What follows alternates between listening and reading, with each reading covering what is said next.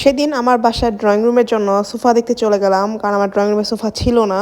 তো আমার কনসার্ন ছিল হচ্ছে একটি সিম্পল এল শেপের সোফা। আর যেহেতু একটা বাজেট ফিক্স ছিল সেজন্য আমি হচ্ছে কোনো ব্র্যান্ডে যাইনি, নন ব্র্যান্ডের মধ্যে আমি দেখতেছিলাম, but simple L shape, not corner L. But এইবার মানে বিভিন্ন দোকানে গিয়ে শুধু কর্নার এল দেখতে পাচ্ছিলাম, যেটা আপনার ফার্স্টে হচ্ছে আমি দেখালাম। আর এখন যে সোফাটা দেখতে পাচ্ছি এটা হচ্ছে মাত্র 5 সিট হচ্ছে 8,000 টাকা চাচ্ছিল, নাকি 6,000 টাকা চাচ্ছিল।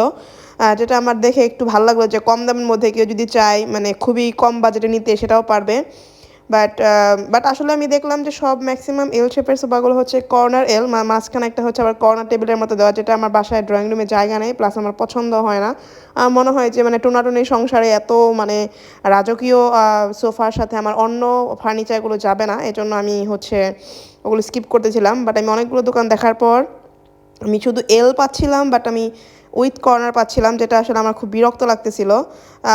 তো পরে হচ্ছে আমি মানে খুবই কনফিউজ ছিলাম কি করব। তো পরে আরও আমি অনেক অনেক দোকান দেখলাম, দোকান দেখার পর আমি হচ্ছে এক উপজেলা থেকে আরেক উপজেলায় চলে গিয়েছি। আরেক উপজেলায় চলে গিয়ে সেখানে গিয়ে হচ্ছে পরে আমার একটা পছন্দ হয়ে যায়, আমি সেটা নিয়ে ফেলি। আমি নেক্সট ভিডিওতে দেখাবো যে আমি কোন সোফাটা নিয়েছি, বাট সেটা এই ভিডিওতে আছে, আপনারা বলতে পারলে জানাবেন যে কোনটা আসলে নেওয়ার মতো।